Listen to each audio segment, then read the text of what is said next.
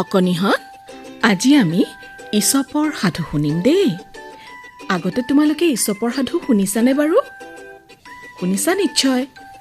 আজি আমি ইছপৰ দুটি সাধু শুনিম। প্ৰথমতে তোমালোকক ভৰত চৰাই আৰু তাইৰ পোৱালীবিলাক এই সাধুটি ক'বলৈ লৈছোঁ। শুনা দেই।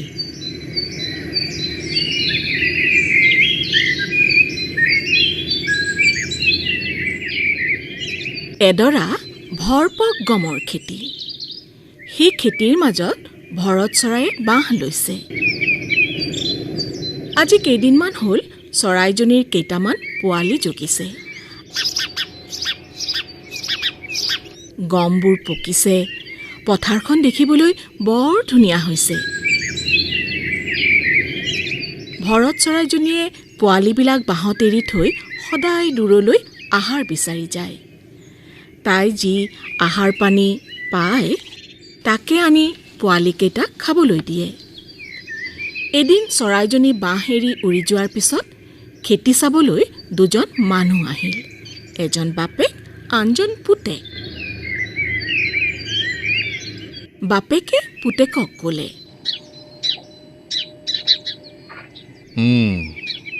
গমবোৰ পকিছে, এতিয়া সেইবোৰ চপাবহে লাগে। কণপিতৌ, আমি অকলে ইমানবোৰ গম চপোৱা টান হ'ব বুজিছ।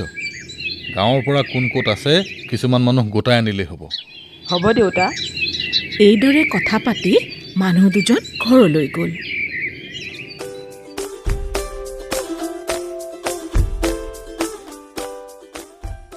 নিশা ভৰত চৰাইজনী বাঁহলৈ উলটি আহিল। পোৱালীবিলাকে তাইক ক'লে,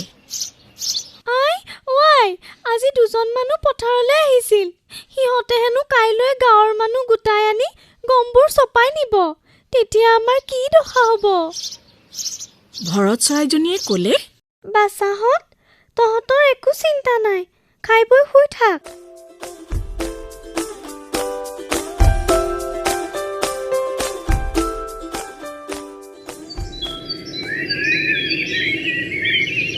পিছদিনা আগৰ নিচিনাকৈ চৰাইজনী উৰি যোৱাৰ পিছত মানুহ দুজন আকৌ পথাৰলৈ আহিল। কিন্তু সেইদিনা সিহঁতৰ লগত কোনো মানুহ অহা নাছিল। বাপেকে পুতেকক ক'লে, হেৰৌ কণপিতৌ, কালি ঘৰে ঘৰে গৈ মই মাতি আহিছিলোঁ, তথাপি দেখোন কাৰো দেখা দেখি নাই। আজি তই গৈ আকৌ সেই ভদিয়া, কাটিয়া, মংলু, শনিয়া, ৰহমান এই গাঁৱৰ সকলোবিলাক মানুহকে মাতি আহগৈ যা। কাইলৈ গমবোৰ চপাব লাগিব। হ'ব দেউতা। ৰাহ, নহ'লে তেনেই আধা নাৰ্জী হ'ব বুজিছ, তেনেই আধা নাৰ্জী হ'ব। এইদৰে সিহঁত কিছু সময় বাট চাই থাকি ঘৰলৈ গ'ল।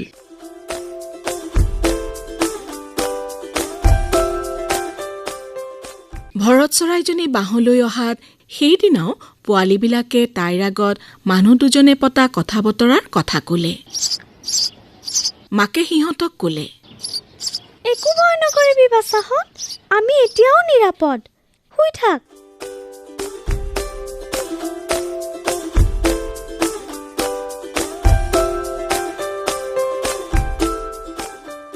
পিছদিনাও গম চপাবলৈ কোনো মানুহ নাহিল।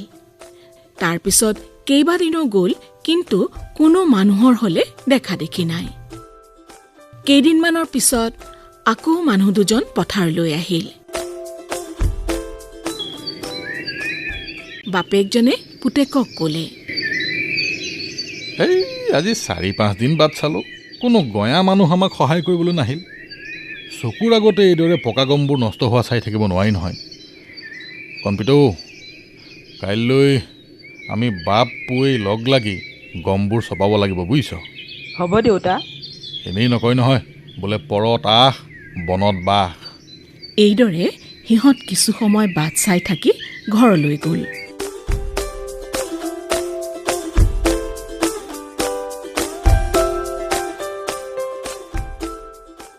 সেইদিনাও ভৰত চৰাইজনী গধূলি বাঁহলৈ উলটি অহাত পোৱালীবিলাকে তাইক সকলো কথা ক'লে।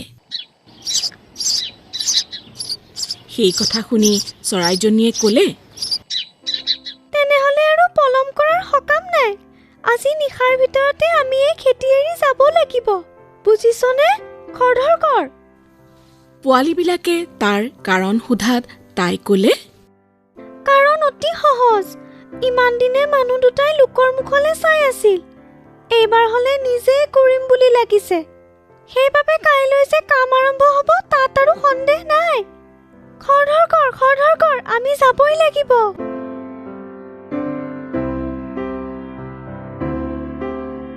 সেইদিনা ভৰত চৰাইজনীয়ে পোৱালীকেইটা লৈ তাৰ পৰা উৰি গুচি গ'ল। সঁচাকৈ পিছদিনা ৰাতিপুৱা খেতিয়ক বাপেক পুতেক গম চপাবলৈ আহিল।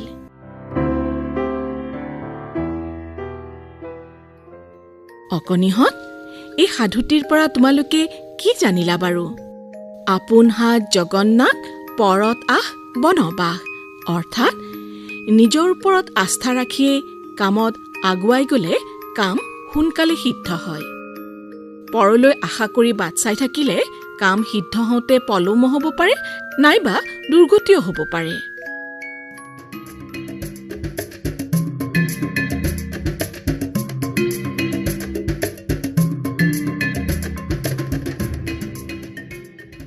এইবাৰ এয়া নিগনিৰ বৰসভা। এই সাধুটি লৈছো, শুনাচোন।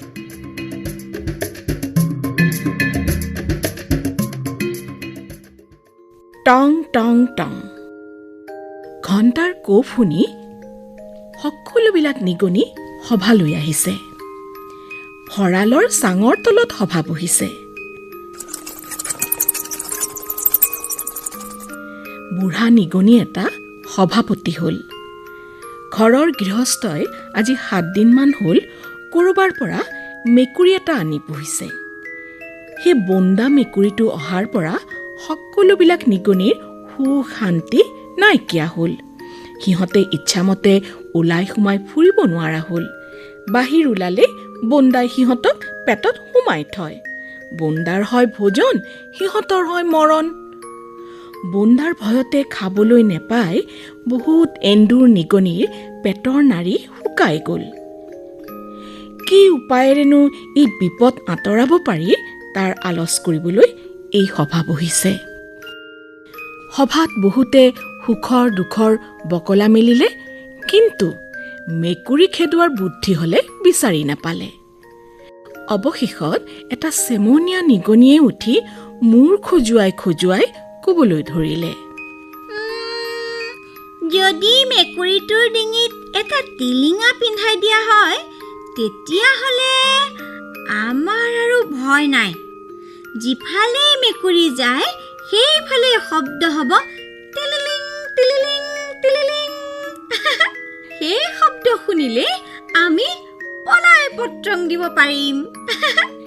চেমনীয়া নিগনিৰ প্ৰস্তাৱ শুনি আটাইবোৰ নিগনি এন্দুৰে সজ বুলি শলাগিলে। এই উপায়েৰে মেকুৰী অহাৰ বতৰা নেজানিলে আৰু আন কোনো উপায় নাই। চেমনীয়া নিগনিক ধন্য দি নিগনিবিলাকে হাত চাপৰি মাৰিলে আৰু ৰঙতে দেউদি নাচিবলৈ ধৰিলে। তাক ধিনাধিন।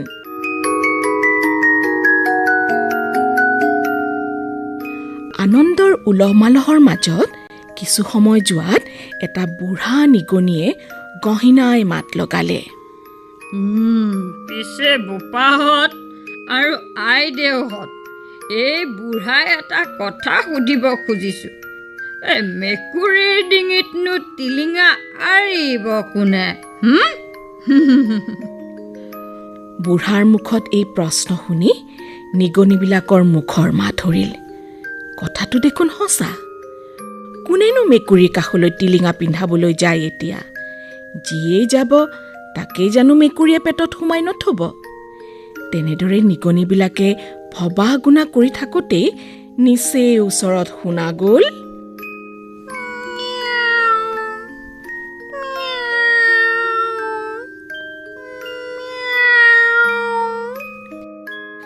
বন্দা ডাঙৰীয়া অহা গম পোৱাৰ মাত্ৰকে নিগনিবিলাকৰ কোনফালে গ'ল তাৰ ঠিক নোহোৱা হ'ল।